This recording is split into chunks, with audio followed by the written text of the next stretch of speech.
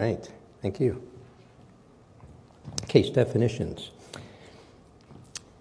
Foundations for studying any illness are case definitions. There are a set of rules that allow investigators and clinicians to determine who has and who does not have an illness. If there are ambiguities in case definitions, samples of patients will be different on fundamental aspects of this illness, resulting in difficulties replicating findings across different labs, estimating the prevalence of the illness, consistently identifying biomarkers, and determining which treatments help patients. Case definitions are the foundations, and that bottom row has to be firm for everything else in the science to progress. There are currently multiple case definitions. Each has different criteria. Over 20 have been developed, but rarely have been guided by the scientific method. There are many problems of unreliability. The goal is to select those with the illness and not select those without the illness. Subject, occasion, and information variance accounts for only a small portion of diagnostic reliability. Criterion variance accounts for the largest source of diagnostic unreliability. Differences in the formal inclusion and exclusion criteria to classify patients' data into diagnostic categories. Criterion variance occurs when operationally explicit criteria do not exist for diagnostic categories, or, as with CFS, where there is not a consensus among investigators for the criteria. There are three requirements for reliability: the provision of operationally explicit criteria, a consensus within the scientific community on a particular case definition, operationalizing rules for determining when a symptom meets thresholds for counting as a problem, and the need for structured interview schedules to ensure the necessary information is elicited from an interview. Our challenge is to decide on which case definition to use so that the core symptoms are clearly identified. Decisions need to be made regarding whether or not a particular symptom is severe enough to qualify as the occurrence of one of the required symptoms, and there's a need to employ standardized procedures for assessing symptoms. In the general population, short-term fatigue is commonly experienced at any one time by 15 to 25% of people. With high levels of exertion or during many illnesses, everyone feels fatigue. Fatigue, however, of 6 or more months is experienced by only about 4% of the population. Half of that 4% is clearly identified by medical or psychiatric illnesses. The other half, which is 2%, has sometimes been called chronic fatigue syndrome. So if you look at this particular chart, it's that 4%. How many of that 4%, those people with 6 or more months of fatigue, have chronic fatigue syndrome or ME? That's the challenge that we face. Let's review the case definitions. There's a need to reduce, as I mentioned, criterion variance by having a similar set of criteria used among scientists. The key question, as I will continue to emphasize, is which among those 4 to 5% of chronic fatigue have this illness that we're interested in. Broad, imprecise case definitions can lead to rates that vary from about half of those chronically fatigued people to a much smaller percentage, a more impaired group. The first U.S. case definition was in 1988. It required 8 of 11 minor symptoms, which are on the slide. I won't go through each of those symptoms. However, a major concern raised was that the requirement of 8 or more symptoms could inadvertently select individuals with psychiatric problems. A revised case definition occurred in 1994, which many of you are familiar with. The International Working Case Definition developed revised criteria to deal with the problem of the large number of somatic symptoms in the prior CDC Holmes criteria. The new CFS case definition only required 4 symptoms out of possible 8. As many of you know, the patients were required to experience 6 or more months of fatigue and concurrent occurrence of at least 4 of 8 symptoms. But several cardinal symptoms of CFS were not required. For example, the 3 symptoms below in yellow, unrefreshing sleep, post-exertional malaise, persistent or recurrent impairment in short-term memory or concentration, were not required. So a patient could have just those at the top in white and not the 3 at the bottom. Polythetic criteria, that's a set of criteria in which not all of the criteria need to be present to make a diagnosis. The use of polythetic criteria are derived by expert committees, as in the case with the CFS Fukuda criteria. This could allow patients to be selected without core symptoms, such as post-exertional malaise. My team has recently reviewed 53 studies that have used Fukuda criteria.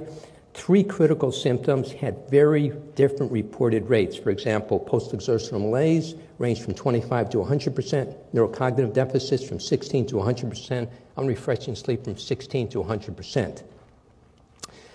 This is the problem of criterion variance. Let's look at 3 patients, for example. They might not share the same symptoms, but they all are included within this Fukuda criteria. Patient 1 has fatigue, sleep, sore throat, and tender lymph nodes. Patient 2 has fatigue, joint, muscle, and sleep problems. Patient 3 has fatigue, sleep problems, and post-exertional malaise. 3 possibly very distinct patients, all now being included within the Fukuda criteria. Let's take another look at the Fukuda criteria in the CDC Wichita study. Symptoms of those with CFS based on Fukuda were 78.5% with fatigue post-exertion, 76.9% difficulty thinking concentration. The polythetic criteria are one of the reasons that these core CFS symptoms are not higher. Let's look at the prognosis of this Wichita sample. Individuals were diagnosed as having CFS from 1997 through 2000. 58 were brought back for a 2-day inpatient study that occurred in 2002-2003. 72% over that 3-year period with CFS had recovered or no longer had CFS. So why were the Wichita recovery rates so high? Prospective outcome tertiary care studies with patients with CFS reveals that substantial recovery occurs in about 5% of cases. It's possible that the Wichita study used a broad Fukuda criteria which identified cases from the population that were less disabled and more likely to recover. Let's look at the Fukuda criteria in the British primary care sample. Simon Wesley in 1996 used a community sample which had 63% post-exertional malaise, 64% sleep disturbances. These percentages are again rather low as both symptoms are critical features of CFS. Wesley's found a CFS prevalence rate of 2.6%, but if psychological disorders were excluded, only 0.5% of the sample would have CFS.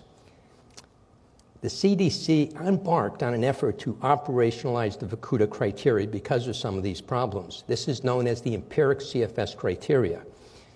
Bill Reeves claimed that the empiric operationalization of Fukuda criteria identified people in a more precise manner. Patients were identified by meeting Fukuda criteria on 3 standardized instruments: symptoms, fatigue, and disability. Let's look at this in more detail. Medical Outcome Survey Short Form 36 was used to assess substantial reductions in occupational, educational, social, and recreational activities. You could reach disability of this disability criterion by scores of lower than 25% on one or more of the following scales: physical functioning, role physical, social functioning, and role emotional, which means problems with work or daily activities as a result of emotional problems. One could be in the lower 25% on this role emotional scale, but based on this cutoff for role emotional in a clinically depressed group, every clinically depressed patient among a clinically depressed group would meet this criteria.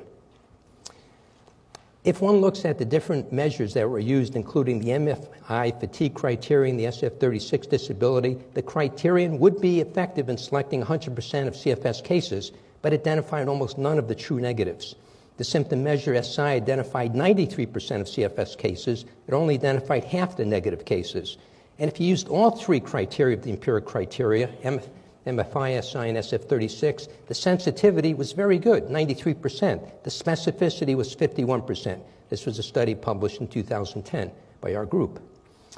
In addition, percentage meeting the CDC Empiric case definition among a CFS sample is 100%. The problem is, among a major depressive group, we found 38% would meet the CFS criteria. So, sensitivity is the probability that the definition correctly classifies a person with the illness. Specificity involves the definition correctly at classifying a person without the illness as negative. But according to Bayes' theorem, extreme care with low prevalence illness has to occur. For example, in a sample of 100,000, you get 420 cases of CFS if the true prevalence is 0.42. But if a case definition had a 95% rate of sensitivity, as well as a 95% rate of specificity, you would identify 399 of the 420 cases, but you identify almost 5,000 individuals who do not have CFS, but were identified as having it. So, an example, a person with major depressive disorder could be diagnosed with CFS. Depression often occurs with chronic fatigue and other minor symptoms, for example, unrefreshing sleep, joint pain, muscle pain, impairment in concentration. So, the Empiric criteria estimates that 2.5% have CFS. But that's interesting. The 1-month prevalence rate of major depressive disorders is 2.2%. It's possible that the Reeves criteria has a specificity problem, bringing into CFS case definitions those with the primary affective disorder.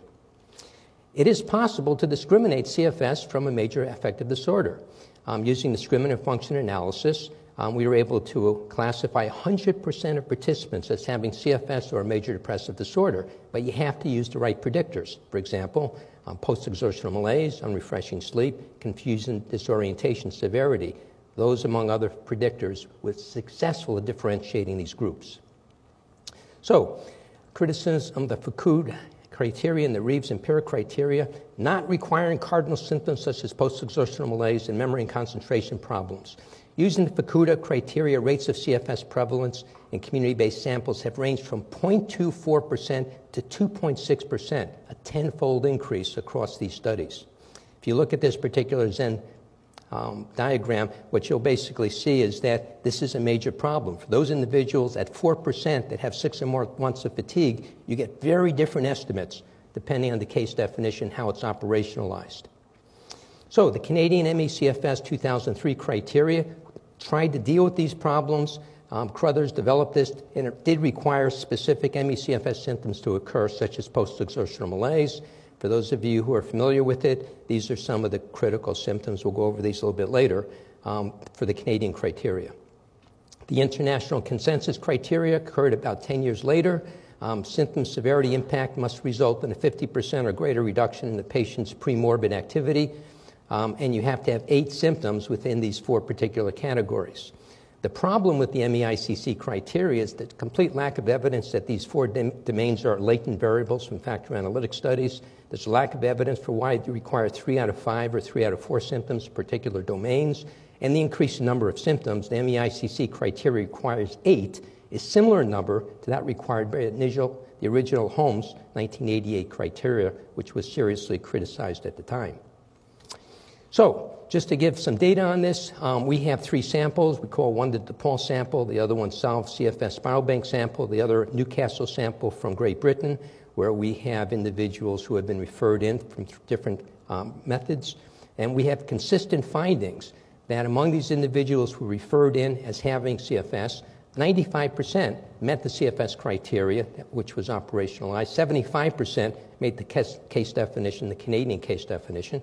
60% met the case definition for MEICC. 3 different samples, 3 different case ascertained methods, very similar results. So the most restrictive case definitions, you do get lower physical functioning, the SF-36. In addition, Ramsey's ME myalgic encephalomyelitis criteria was operationalized and called it the London criteria. It involves 4 things that occurred before the Holmes criteria, and that involved physical or mental fatigue or muscle weakness after minimal exertion, which might persist long after exertion, circulatory impairment, or one or more symptoms indicating the involvement of the central nervous system, and the marked fluctuation of symptoms. This particular London criteria was applied to patients in a tertiary sample diagnosed with Fukuda, but only 24% met this ME criteria. So in a sense, that group that met the London criteria were more functionally impaired than those that met the Fukuda criteria. This is a publication in 2012. In addition, using an even more restrictive London criteria, which has just been published, we found that only 5% of cases met the ME criteria. These were all cases that had met the Fukuda criteria. So take a look at this. These are individuals referred by medical specialists as having CFS or ME CFS, and you see very different proportions of people meeting criteria. Another way of getting at the case definitions and empiric methods for identifying core symptom domains. You can use factor analysis, cluster analysis, artificial neural networks, network analysis. An example, factor analysis can be used to determine which categories of symptoms should be required. Our team has recently found in a 4-factor solution with 788 patients. 3 of the emergent factors well fit within the literature: cognitive dysfunction, post-exertional malaise, and sleep. There was a combined factor of neuroendocrine, autonomic, and immune areas involving symptoms that occurred at a lower rate and possibly might be thought more of as subtypes. I might add that a parallel analysis suggested there were really 7 factors within this data, but our sample was too small at 788 symptoms. that suggests is we need large samples to do the particular statistics appropriately. The exploratory factor analysis on the heterogeneous item of autonomic, neuroendocrine, and immune dysfunction did filter into 3 factors: circulatory, orthostatic, gastrointestinal.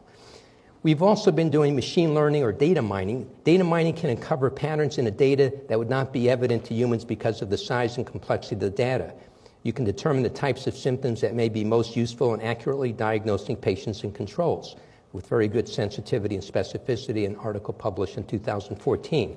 Real quickly, a classification regression tree algorithm is applied to a training set consisting of 66% of cases, stratified to reflect the distribution of patient and control groups.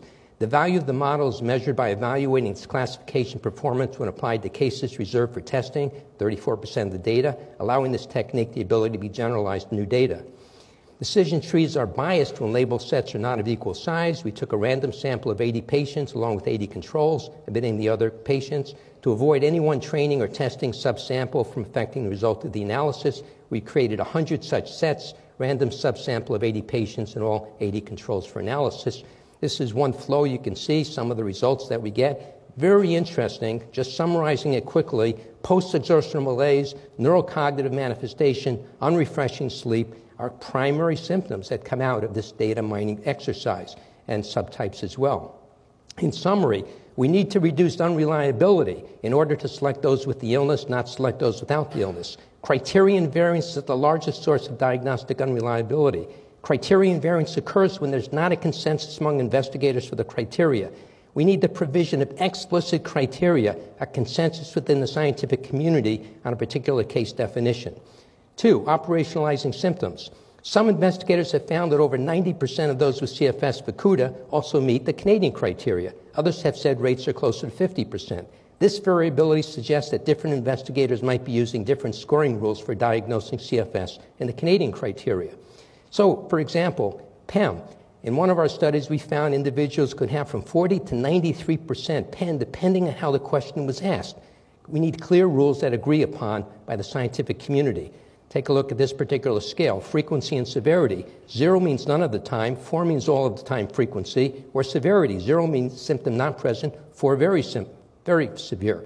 If you took 1 or greater and basically made that your criteria for frequency and severity, this is what you would get with the Fukuda symptoms, with the percentages at one end of the axis. And the gray is controls, and the dark black is patients. And you can clearly see lots of controls, healthy controls, have these symptoms. Matter of fact, 33% would meet Fukuda symptom criteria based on 1 or greater. However, if you made the scoring 2, basically you would find that about half the time or moderate or more. Take a look at the differentiation that occurs. You get very few controls as meeting criteria. The same thing would occur with the Canadian criteria. So, decision rules. Some investigators are using more broad decision rules requiring symptoms that are mild. Other investigators are using decision rules that require symptoms to occur at least half the time and that are at least moderate in severity.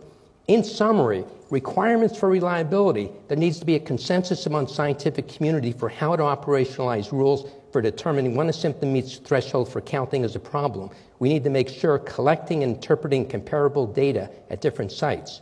3, standardized use of questionnaires. We need to allow for well-defined characterization of patients with illness. Thus, clinicians will be able to improve diagnostic reliability. Ultimately, we can identify and work with more homogeneous samples. Questionnaires have been used to assess fatigue, CFS, and ME symptomatology. Few have reported psychometric characteristics. Few have provided decision rules reflecting both the frequency and intensity of the symptoms of the individual over the past 6 months. Dr. Jason, you have less than a minute. Thank you. The DePaul Symptom Questionnaire is one instrument. We have basically used it. It has good retest reliability. It's been disseminated right now. It's being used in different countries within the Solve ME CFS initiative, the CDC multi-site study, and chronic fatigue initiative. It's freely available for people. It's on REDCap. In conclusion, the 3 critical issues: empirical methods can be used to develop a consensus among gatekeepers, scientists, clinicians, patients, government in deciding which case definition to use. We need to have a consensus on operationalizing rules for determining when a symptom meets threshold for counting as a problem. We need to use operationally explicit structured interview schedules to ensure the necessary information is elicited from an interview. P2P comparative effectiveness review has suggested PEM is a critical symptom as well as memory and concentration problems. CFS versus ME. There's thousands of articles that have used the term Fukuda criteria and the term CFS. CFS is a global and imprecise term that does not require core symptoms of the illness. It's a much broader set of criteria than the illness that's described by patients by Ramsey. CFS is a broad category. It can allow up to 2% of the population to meet criteria as operationalized. Currently, it's vague and imprecise. A broad case definition identifies cases that are different from a more restrictive case definition. If used, it could be applied to a large group of patients that have chronic fatigue. ME could refer to either the Canadian ME CFS criteria, the ME ICC criteria, or an empirically based ME criteria. Core symptoms are required, identifies a more smaller percentage of the population. This group is more seriously impaired. And that'll be your last point. This is my last slide. Thank you. Recommendation, there's a need for an open, transparent, inclusive process for developing a consensus on these issues. It can be accomplished by providing support for structural capacities that set up a mechanism for ongoing data collection and interactive feedback, one that is vetted by broad-based gatekeepers representing scientists, patients, and government groups. Thank you.